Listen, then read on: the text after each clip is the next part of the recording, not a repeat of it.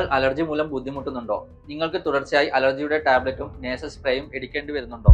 എങ്കിൽ നിങ്ങൾ തീർച്ചയായും അലർജൻ ഇമ്മ്യൂണോതെറാപ്പിയെ പറ്റി അറിഞ്ഞിരിക്കേണ്ടതാണ്.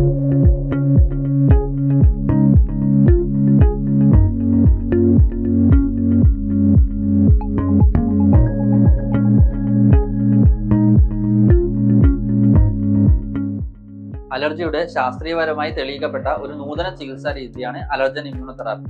ഇതിൽ അലർജി ഉണ്ടാക്കുന്ന വസ്തുക്കളെ നമ്മൾ സ്കിൻ പ്രിക് ടെസ്റ്റ് ഉപയോഗിച്ച് കണ്ടെത്തുന്നു. എന്നിട്ട് അതിൽ നിന്നും ആന്റിജൻ വേർതിരിച്ച് ഒരു തുള്ളി മരുന്ന് രൂപത്തിലാക്കുന്നു. രണ്ട് രീതിയിലാണ് ഇമ്മ്യൂണോതെറാപ്പി ഉള്ളത്. ഒന്നാമതായി സബ്ക്യൂട്ടേനിയസ് ഇമ്മ്യൂണോതെറാപ്പി.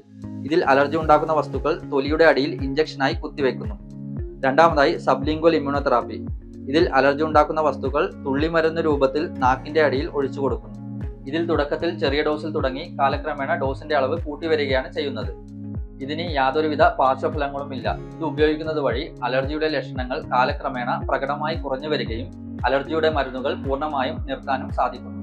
5 വയസ്സിന് മുകളിൽ ആർക്കും ഇമ്മ്യൂണോതെറാപ്പി ചെയ്യാവുന്നതാണ്.